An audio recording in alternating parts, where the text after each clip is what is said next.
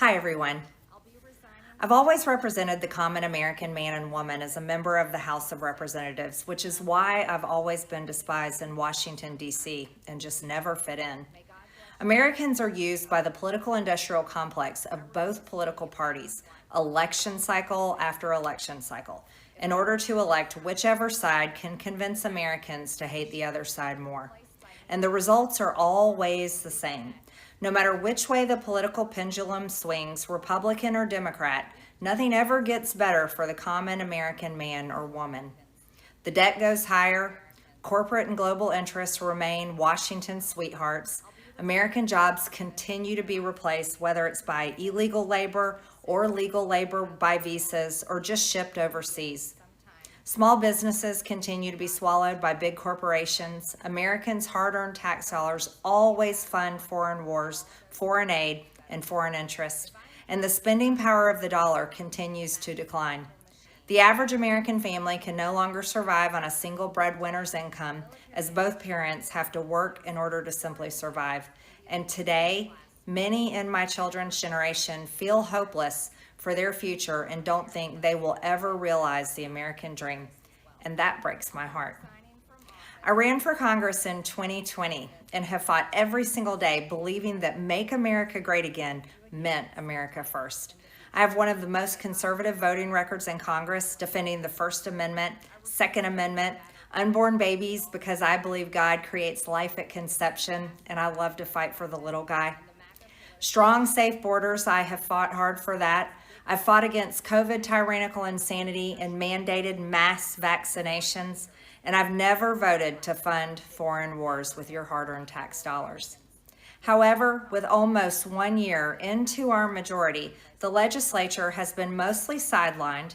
We endured an 8-week shutdown, wrongly, resulting in the House not working for the entire time, and we are entering campaign season, which means all courage leaves and only safe campaign re-election mode is turned on in the House of Representatives. During the longest shutdown in our nation's history, I raged against my own speaker and my own party for refusing to proactively work diligently to pass a plan to save Americans' health care and protect Americans from outrageous, overpriced, and unaffordable health insurance policies. The House should have been in session working every day to fix this disaster. But instead, America was force-fed disgusting political drama once again from both sides of the aisle on television every single day. My bills, which reflect many of President Trump's executive orders, like calling for a new census counting Americans only to draw new districts, making English the official language of the U.S., making it a felony to medically trans a minor, and other bills like eliminating capital gains taxes on the sale of your primary home and eliminating H-1B visas just sit. They all sit collecting dust. That's how it is for most members of Congress bills. The Speaker never brings them to the floor for a vote. Many common Americans are no longer easily convinced by paid political propaganda spokespersons and consultants on TV and paid shills on social media obediently serving with cult-like conviction to force others to swallow the political party talking points. Because they know how much credit card debt they have, they know how much their bills have gone up over the past 5 years, they actually do their own grocery shopping and know food costs too much, their rent has increasingly gone up and up, they have been outbid by corporate asset managers too many times when they put in an offer to buy a house. They have been laid off after being forced to train their visa holding replacement. The college degree they were told to earn only left them in debt with no big 6-figure salary. They see more homeless people than ever on their own community streets. They can't afford health insurance or practically any insurance, and they just aren't stupid. These are the people I represent and love because that is who all of my family and friends are, common Americans. I've been blessed to represent the 14th District of Georgia for 5 years. The district is filled with some of the most wonderful, kind-hearted, God-fearing, patriotic, hardworking people you will ever meet. Good, regular, common Americans. I've worked hard to bring taxpayer dollars back home to help district needs.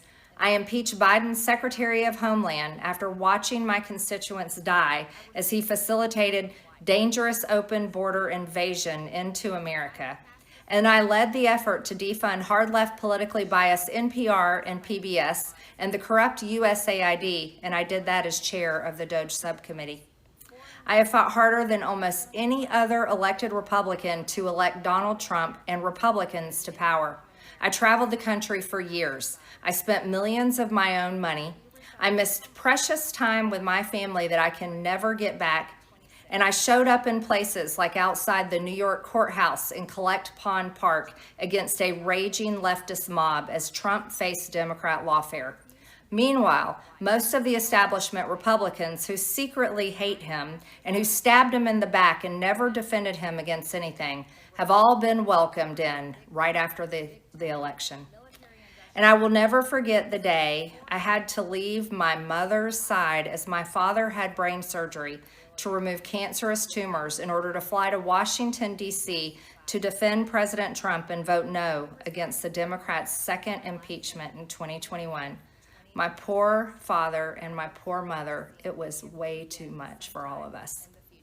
Through it all, I never changed or went back on my campaign promises and only disagreed in a few areas, like my stance against H-1Bs replacing American jobs, AI state moratoriums, debt for life 50-year mortgage scams, standing strongly against all involvement in foreign wars, and demanding the release of the Epstein files.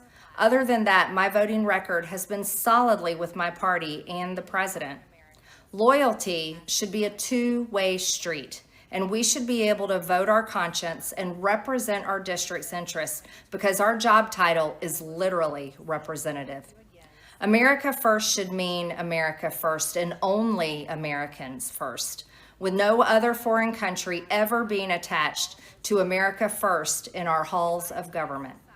Standing up for American women who were raped at 14 years old, trafficked and used by rich, powerful men should not result in me being called a traitor and threatened by the President of the United States, whom I fought for.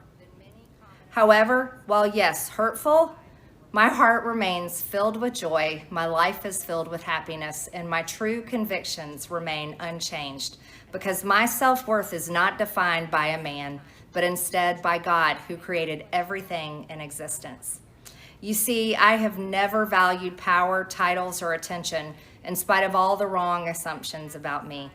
I do not cling to those things because they are meaningless and empty traps that hold too many people in Washington. I believe in term limits and do not think Congress should be a lifelong career or an assisted living facility. My only goal and desire has ever been to hold the Republican Party accountable for the promises it makes to the American people and put America first. And I have fought against Democrats' damaging policies like the Green New Deal, wide open, deadly, unsafe border policies, and the trans agenda on children and against women.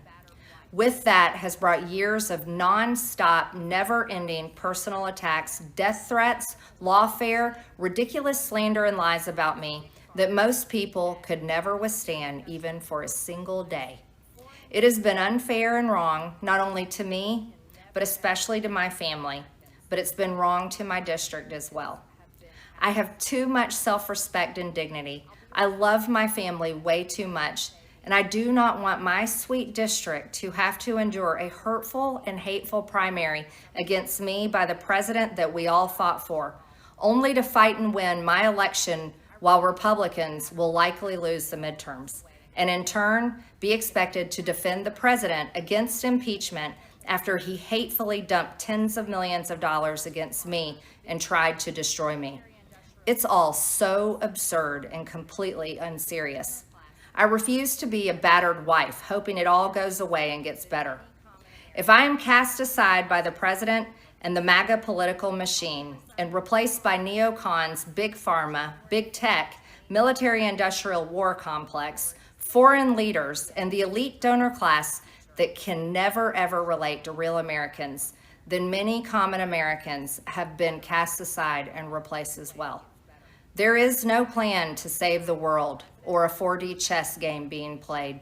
When common American people realize and understand that the political industrial complex of both parties is ripping this country apart, that not one elected leader like me is able to stop Washington's machine from gradually destroying our country. And instead, the reality is that they, common Americans, the people, possess the real power over Washington. Then I'll be here by their side to rebuild it.